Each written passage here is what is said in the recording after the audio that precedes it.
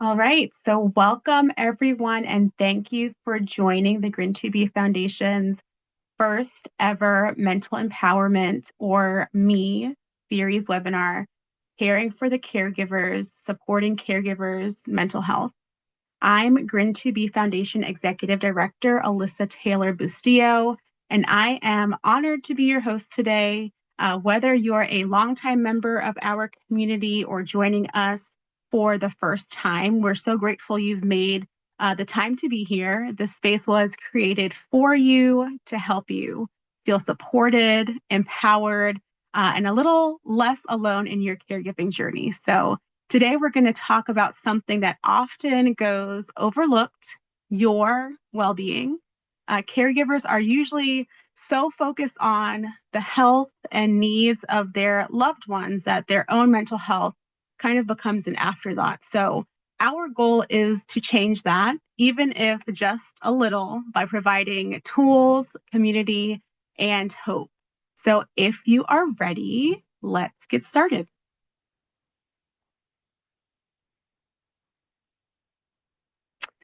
So before we hop into caregiver well-being, for those of you who may be new to GRIN2B or the GRIN2B Foundation, here's a quick overview of GRIN2B neurodevelopmental disorder. GRIN2B related neurodevelopmental disorder is caused by mutations in the GRIN2B gene, which affects how NMDA receptors function in the brain. So these receptors play a major role in memory, learning, and brain development. These changes can result in a really wide range of neurological symptoms, including developmental delay, intellectual disability, epilepsy, motor challenges, and more. So because this condition is so rare, many families go years without a diagnosis or a clear care plan. So this in itself only adds to that emotional and mental toll. So today, as we focus on caregiver mental health, I want to acknowledge and commend you all for the uncertainty, the advocacy, those late nights, and the strength that it takes to care for someone with GRIN2B. With that being said, let's dive in. So caregivers are the backbone of the GRIN2B community. You make the appointments, advocate for services, stay up at night worrying, and celebrating every milestone, big or small. But who is checking in on you? This webinar was created to center you. So we want to help you feel equipped with strategies for resilience, connect you with others who understand your experience, and really offer a space where you can just breathe for a moment and be reminded that your well-being matters too. So we will share tools that you can use immediately. We will hear from a rare disease caregiver about their journey, and we will also spend some time just reflecting on what support looks like for each of us individually. So I have the honor to guide us through the session today. In my role at the GRIN2B Foundation, I have the privilege of hearing stories from caregivers from all over the world. And every one of those stories reflects incredible strength and perseverance. And today we are also going to hear from Renna Wirchin, a licensed mental health professional who works very closely with families of children with complex medical needs, as not only the daughter of a rare disease patient, but also as a parent and caregiver myself to a child with an ultra rare disease. I will also be sharing my lived experience in rare toward the end of today's, well, more of the middle of today's presentation. So together, Renna and I hope to bring both clinical insight and real life wisdom into this conversation. And with that being said, I am so excited to introduce Renna Wirchin. With nearly a decade of experience supporting families, navigating rare disease, NICU stays, pediatric oncology, and now elementary school counseling. Her career has been devoted to really helping caregivers manage chronic stress, burnout, and the emotional toll of complex medical journeys, always with a compassion and strength-based approach. So today, Renna will be providing an overview of caregiver burnout and chronic stress, and she will be speaking with us about the emotional impact of caregiving for rare disease patients, and also common challenges faced by caregivers. So let's please welcome a word from Renna. Hi everyone, my name is Renna Wirchin and I am a licensed social worker based in Philadelphia, Pennsylvania. I greatly appreciate the opportunity to speak with you today on such an important topic of caregiver mental health, especially caregiver burnout and chronic stress. In my experience and practice within the neonatal ICU and pediatric oncology, I've had the firsthand opportunity to witness so many incredible caregivers as they navigate the system and the emotional toll that it can take as they support their loved ones. And again, thank you for having me today to speak to this. Caregiver burnout is the state of physical, emotional, and mental exhaustion that can surface from the prolonged and intense stress of caregiving. It can result from caregivers not getting the support that they need, not recognizing what they need before it gets to be too difficult to cope with, or simply taking on more that they can handle. Often, this is accompanied with a change in their attitude from positive and caring to more negative and detached. Burnout tends to occur more rapidly when caregivers feel isolated, unrecognized, or when caregiving responsibilities become overwhelming and unrelenting. This infographic depicts leading causes of caregiver burnout. The first you see here is role confusion, which can start to look like you lose your sense of relationship with the person you're caring for and simply find yourself just identifying as their caregiver. You might be the parent, a child, a friend, a spouse of the person that you're caring for. And these relationships are so important. But when you are only caring for them and you are solely responsible for the care that they're receiving at home or to appointments or at the doctor, it can start to blur the lines a bit of who you are to them and how your relationship continues to play. This can, of course, play a significant role in the emotional strain and toll that it can take on the relationship. The next factor that you see here in yellow is unrealistic expectations. It can be extremely overwhelming, even frustrating at times, to try and prevent the inevitable, or simply navigating such complex circumstances when caregiving for your loved ones. Overall, it can feel as though you are losing a sense of control and lose sight sometimes of the expectations that are in front of you. Lack of control can feel overbearing, which you'll see here in green. Caregivers might find themselves lacking the resources, the time, energy, money, which can often lead to overwhelming fatigue. In addition, not all caregivers have others they can rely on or turn to, causing one to feel isolated and strained. If the person you're caring for has unreasonable demands of their caregiver, well, whether that's well-intentioned or not, this can cause significant stress. Perhaps you, as the caregiver, are the only person your loved one trusts to take them to appointments or help them at home or help them shower or prepare food in the kitchen. It can become incredibly challenging for this to fall specifically on you and not having the opportunity or feeling as though you have the chance to step away. And finally, not recognizing the burnout before it gets worse can create a vicious cycle of stress that feels incredibly difficult to work through or cope with. There are many signs of caregiver burnout that one can look for, such as lack of energy and overwhelming fatigue, finding themselves withdrawing from their friends, their family, their loved ones, the things that they enjoy, feeling anxious and overwhelmed all the time, sleeping too much or not getting enough sleep or having trouble falling asleep, physical symptoms, body aches, pains, headache, nausea, feeling resentful or bothered by the person that you're caring for, and finding yourself short or unwilling to look the other way if something goes wrong, feeling neglectful towards your own needs and mental health, which we'll speak to more later on in the presentation, losing interest in activities that used to bring you joy and pleasure, feeling sad, hopeless, irritable, helpless, and changes in your eating habits. Maybe you're not getting as much nutrition as you should, or maybe you're not eating enough, finding yourself not hydrating because you simply don't feel like you have the energy or the time. This infographic depicts the slippery slope that caregiver burnout can become. In the beginning, one might feel that they're thriving, they're able to cope, they've got this, they feel calm, steady, communicative. And as time goes on, they're noticing it getting a bit more challenging. They might find themselves in the surviving phase where they're noticing an increased need for control or difficulty adjusting to changes with their loved one, trouble sleeping or eating, or just becoming a bit more irritable. Then it can turn into struggling a bit more, not feeling like they can keep up. Persistent fear, panic, anxiety, exhaustion. Maybe they're starting to self-medicate with substances or food or other numbing activities. And finally, in the red zone of in crisis, where you don't simply feel like you can survive this. You might have intrusive thoughts or concerning thoughts of self-harm or suicide, panic attacks, nightmares. And when it gets to this point, it's incredibly important to know where to turn and know the resources that can help.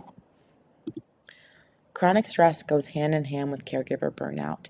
Some of these feelings can look like never-ending worry and constant stress about your loved one's health or their outcomes, always feeling that you're on call and never feeling the sense of relaxed or being able to step away from your loved one. Juggling the multiple responsibilities in addition to caring for your loved one. You might be a parent or have a full-time job or simply want to communicate and socialize with your friends, and having to juggle so many different responsibilities while prioritizing your loved one's health can be extremely difficult and cause consistent stress. Physical exhaustion, not getting the support or help that you need, emotional strain from the constant decision making and informational intake. When you are a caregiver, you are constantly receiving information with likely little time to process everything, or maybe you don't have someone else to speak with about your decisions, or don't feel like you have a strong base of community to be able to turn to. This can create a physical, mental, social, and spiritual toll on yourself. There are many behaviors that can feel a risk of chronic stress on caregivers when the demands of caregiving simply outweigh the individual's ability to cope and use their resources. This can lead to anxiety, depression, concerns for suicidality, sleep disturbances, a weakened immune system, finding yourself getting sick more and more often or not knowing how to care for yourself, feeling dysregulated, your nervous system, maybe you're feeling jumpy or feeling irritable, high blood pressure leading to health concerns or risks, and increased risk of substance use or intake of substances that you might not typically find yourself using. The emotional impact on caregivers is significant, especially when supporting those with rare diseases. The reason why is because of these many factors that we'll talk about. The uncertainty and lack of information. Rare diseases often lack clear prognosis, standardized treatments, or even a definitive diagnosis, which can leave caregivers feeling helpless and anxious. The advocacy burden. Many rare diseases require the caregiver to become a medical advocate, a researcher, the navigator of complex healthcare systems. In many aspects, it might feel like you're the doctor, you're the nurse for your loved one. And it can feel overwhelming at times to be wanting and seeking out answers that you might not always be able to receive, and constantly being on the search and the hunt for these. Anticipatory grief is a very important and common feeling for caregivers, especially those who are feeling burnt out. In progressive or life-threatening conditions, caregivers may experience grief before an actual loss occurs, which can contribute to emotional exhaustion and fear. Emotional ambivalence is when caregivers may feel conflicting emotions. Of course, they love and they care for their loved one, but they also can feel resentment. They can feel hope while at the same time feeling despair, which can create feelings of guilt and psychological strain.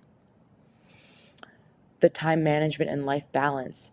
This can look like trying to participate in the things that bring you joy, or finding time for the people in your life outside of those you're caring for, but not knowing how to step away from the person that you are caring for 24/7, or being at the hospital with, or being at home with. Not having time for you can create a significant impact on your emotional and mental health. The financial strain, whether it's transportation, going back and forth from the hospital, simply getting gas in the car, or food that you're buying for your loved one or for yourself, or trying to consistently show up for the people in your life. There are many things that take our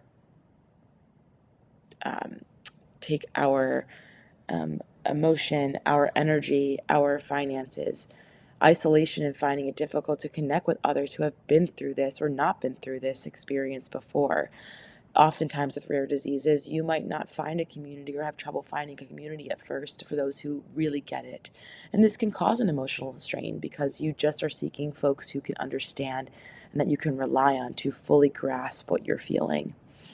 Navigating the complex healthcare system, insurance, copays, this can be incredibly defeating, especially when you don't necessarily have all the answers.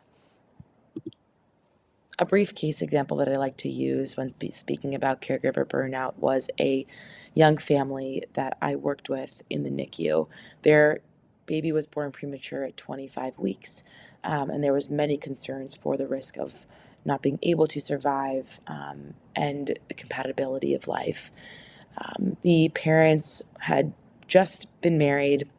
They were both working at the same company, and mom was on maternity leave while dad continued to work. Mom was at the hospital with her baby 24/7, rarely stepped away. Dad would come after work when he was able. It got to the point where, because mom had to continue on after FMLA to remain with her baby in the hospital, she was not able to work. There was a huge financial strain, financial concern on the family, and they eventually got to the point where they had concern for eviction from their home.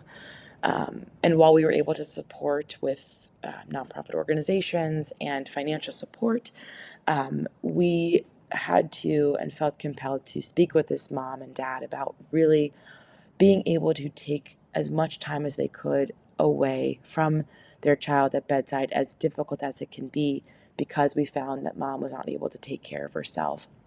She was also navigating postpartum and her own health needs, and being able to step away for her own well-being was extremely important while dad was working. And eventually she was able to find a family member who could come care for the baby for a few hours during the day while she took a rest at home, and that was incredibly important and helpful, but extremely difficult.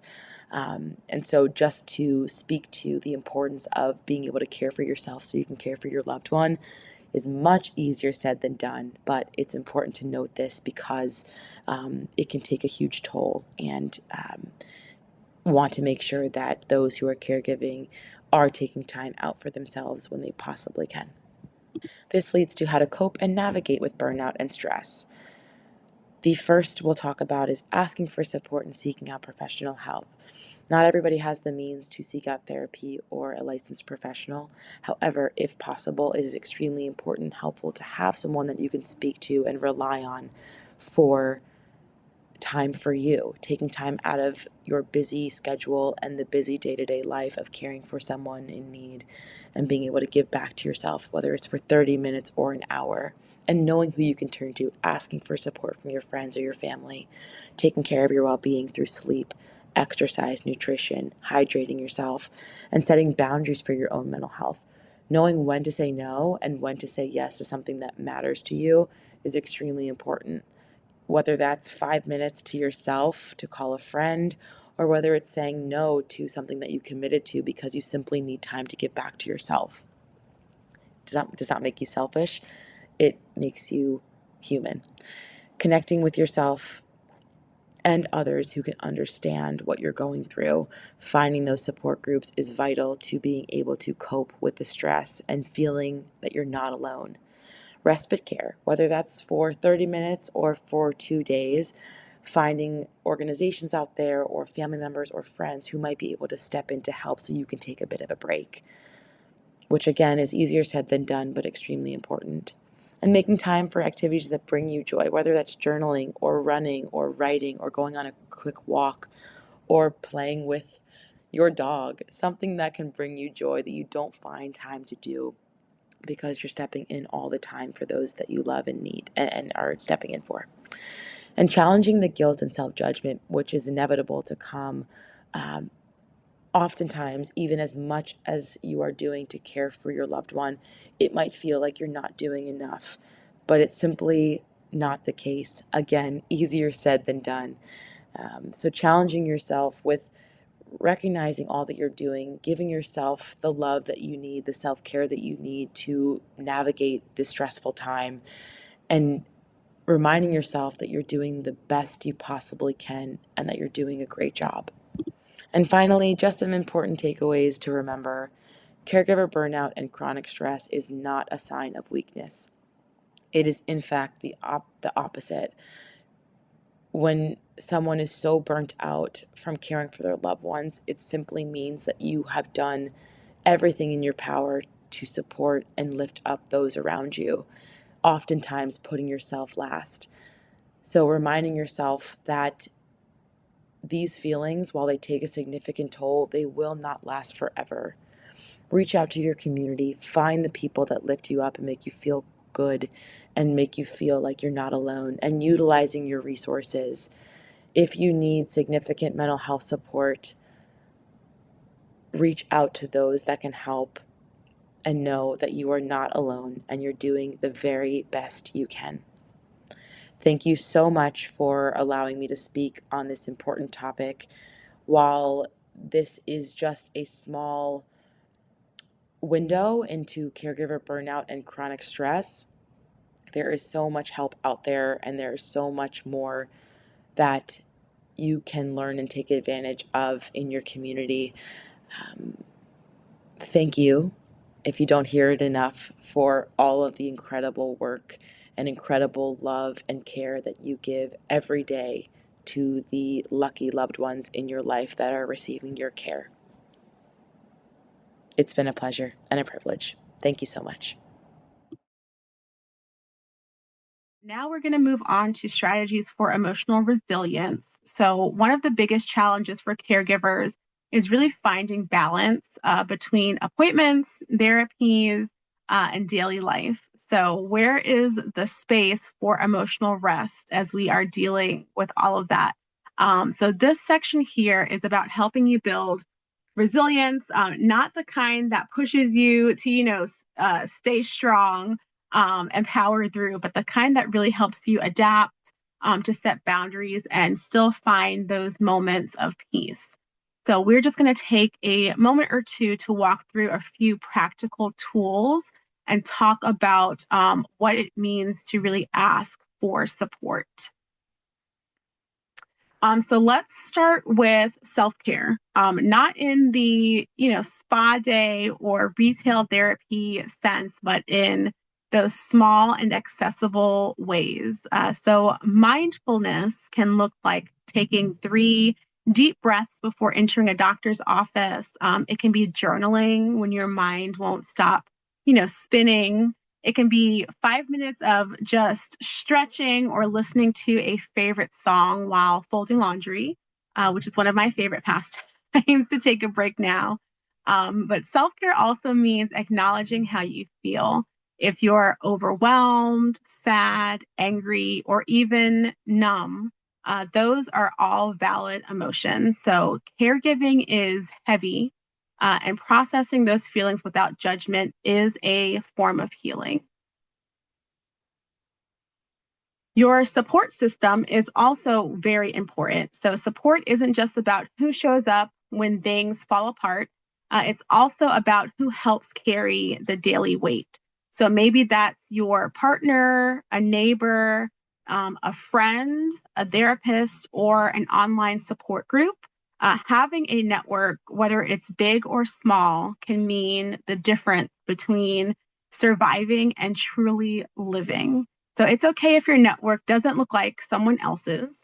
What matters is that you know where to turn when you need to be seen, heard, and lifted up. Next, let's look at boundaries and routines. So this one is hard for many of us, and I say that knowing that it's hard for me.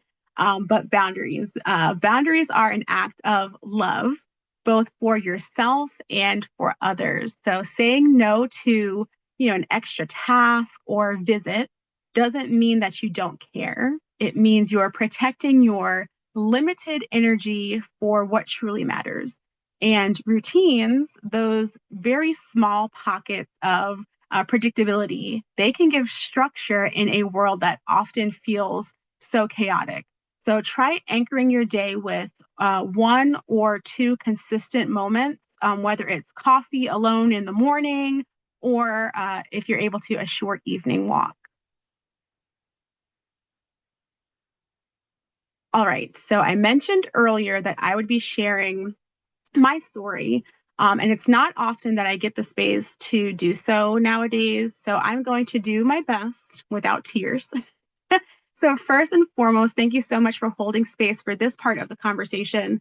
As I speak with you guys today, I'm not only representing the GRIN2B Foundation, but I'm also speaking as a caregiver, as a daughter, and as a mom whose life has been shaped by rare disease in ways that I never anticipated.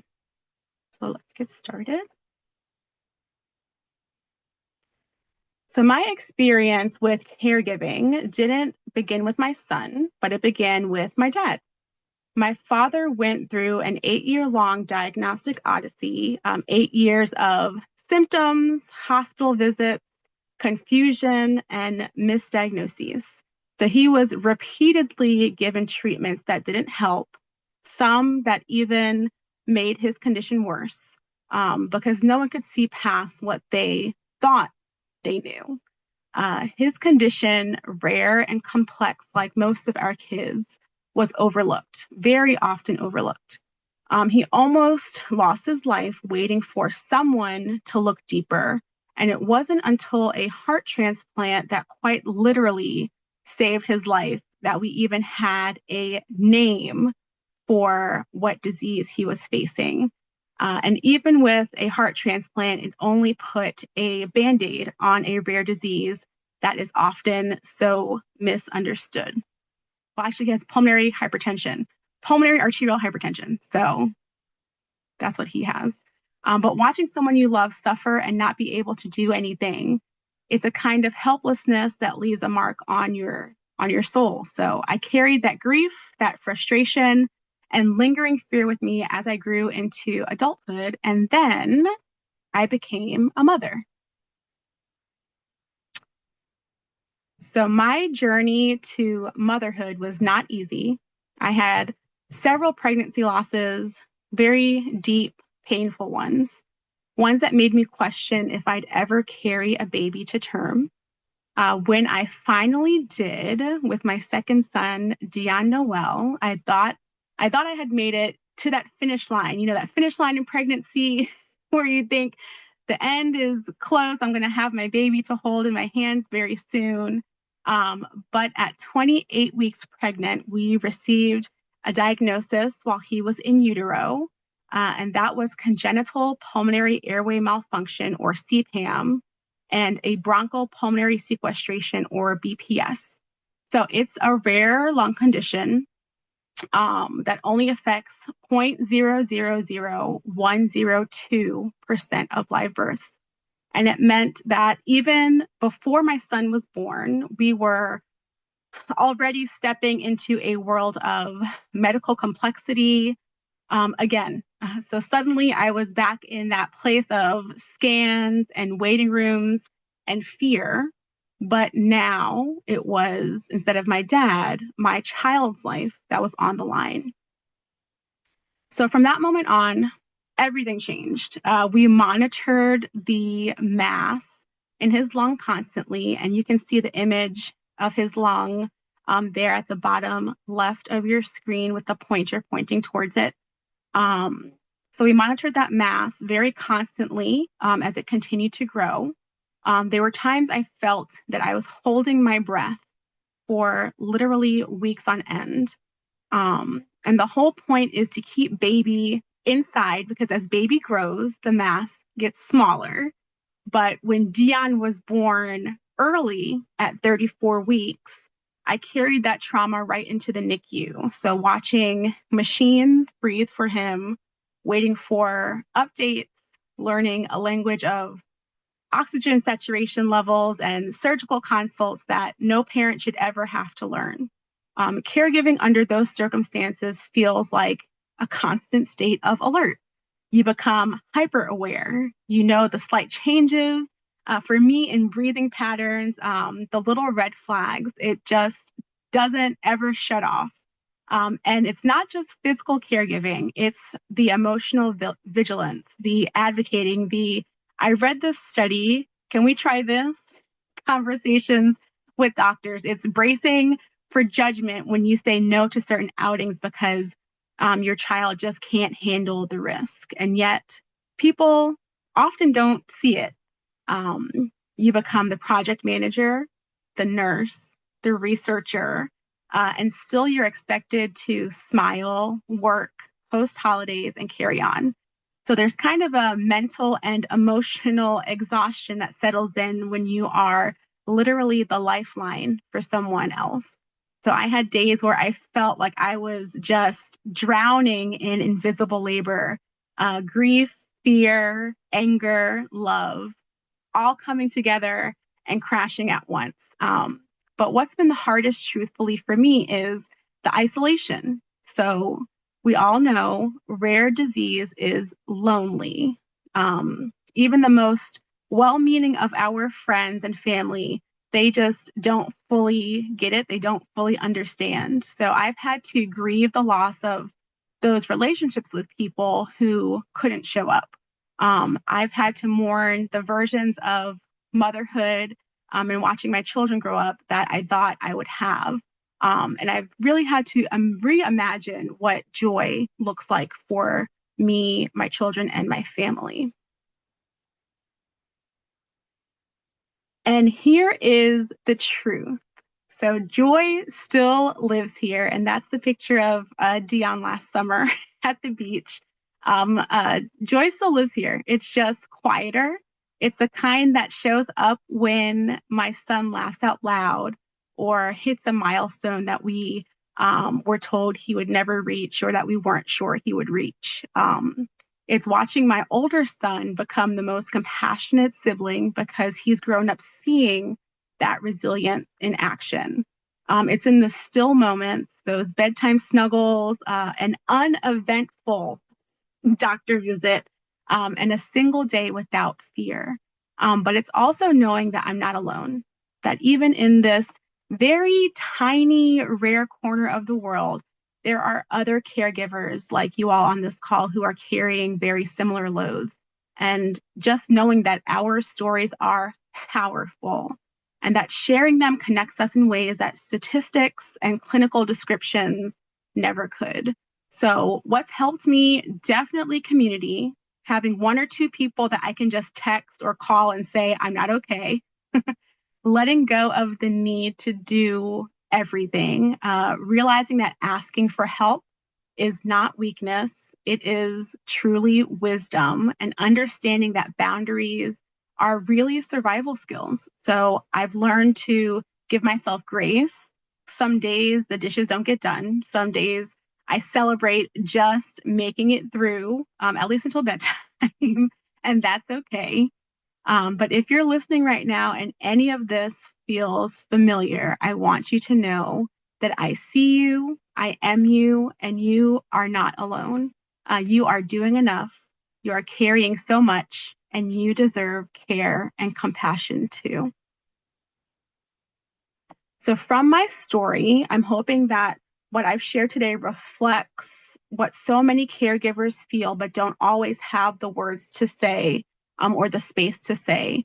So, whether it's learning to ask for help, finding joy in small victories, or simply giving yourself permission to rest, your insight will stay with all of us long after today. So, thank you for letting me share my story. Thank you for allowing vulnerability into this space.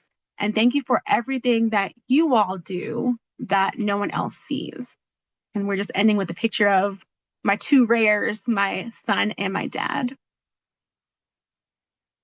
Awesome. So now we're going to spend some time just reflecting on something that's deeply important but overlooked, our support system.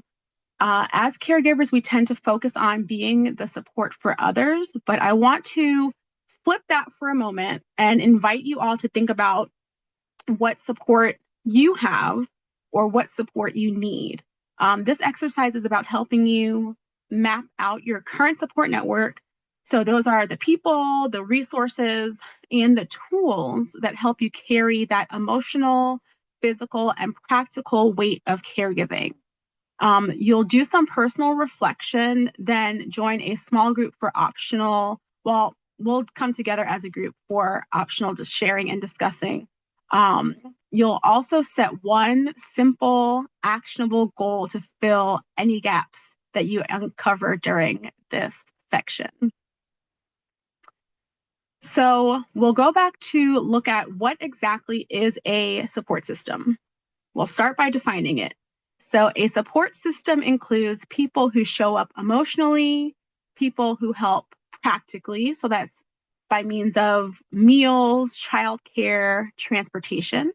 We'll look at our professional allies, so therapists, doctors, social workers. We will also take a look at peer support, other caregivers, online groups, local networks that you guys may plug into.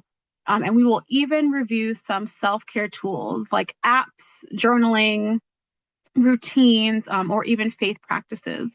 So you don't need to have all of these. The point is to look at where your strengths come from and where you might be running on empty. So in this activity, you'll spend a few moments reflecting on those people, tools, and resources that help you as a caregiver.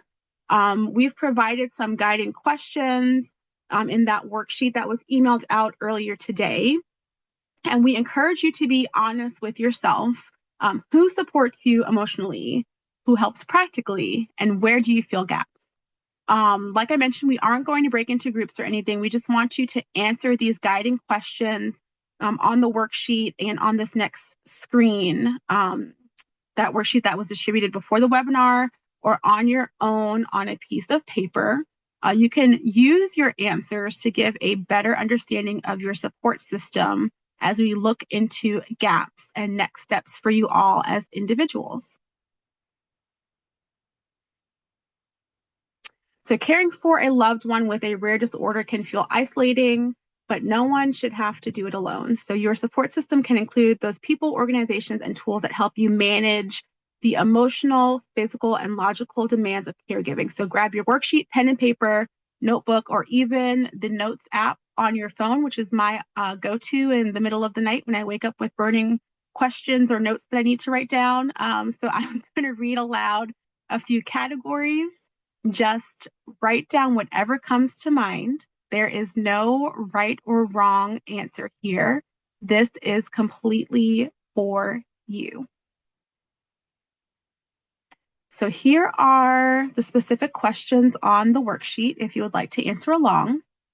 But I'm going to read out the sections if you don't have the worksheet handy so that you can also join us.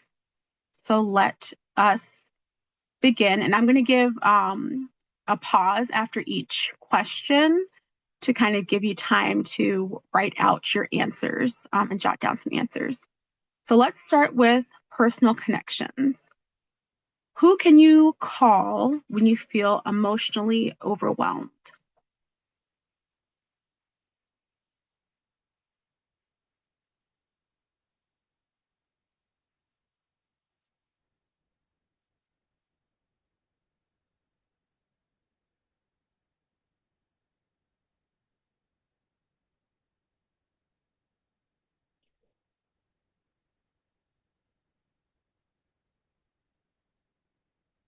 All right. And who brings you meals, watches your child, or even helps you to run errands?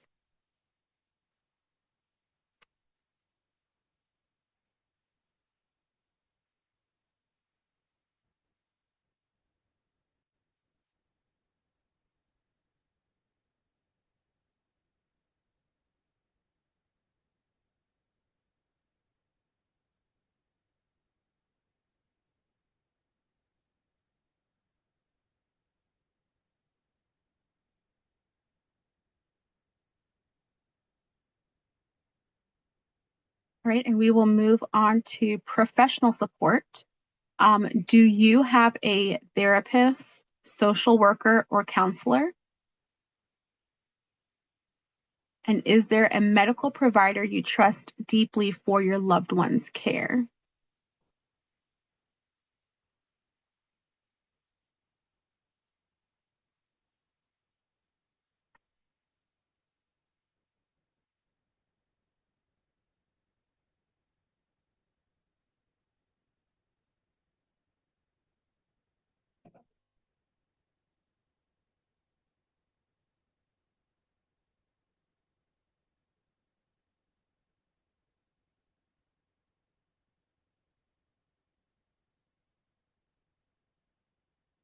Moving on to community and peer support. Are you a part of any caregiver groups, whether that is online or in person? You can list them out.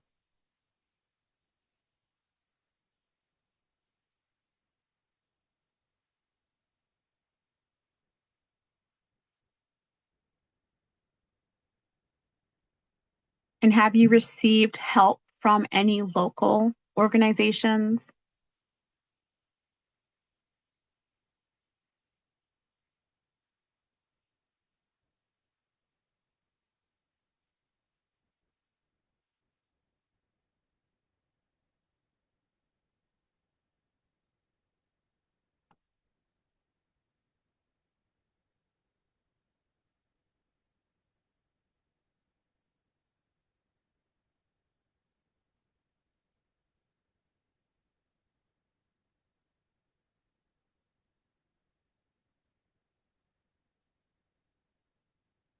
And then the last section is self-care and tools, which is last but not least and probably most important.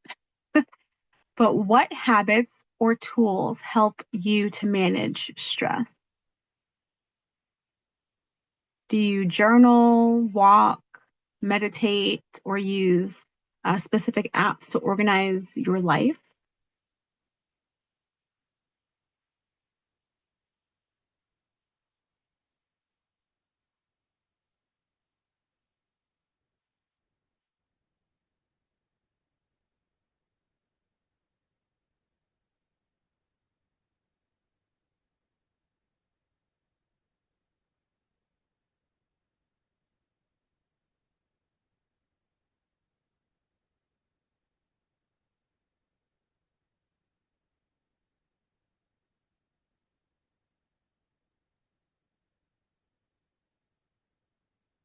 All right.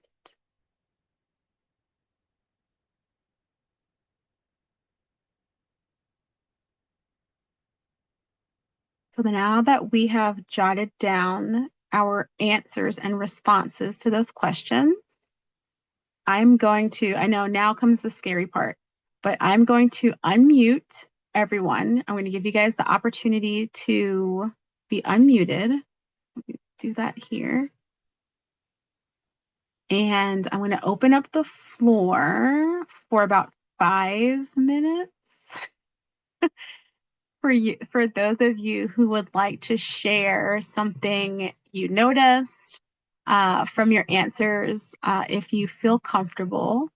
So maybe it's an area where you feel well supported, or maybe it's a gap that surprised you. This is a no pressure portion of the conversation, and this will not be shared in any recordings. We will not include this portion, but you can listen or share as much as or as little as you'd like to. If you're joining in to just listen and prefer not to talk, please feel free to stay muted and continue reflecting on your individual worksheet or paper.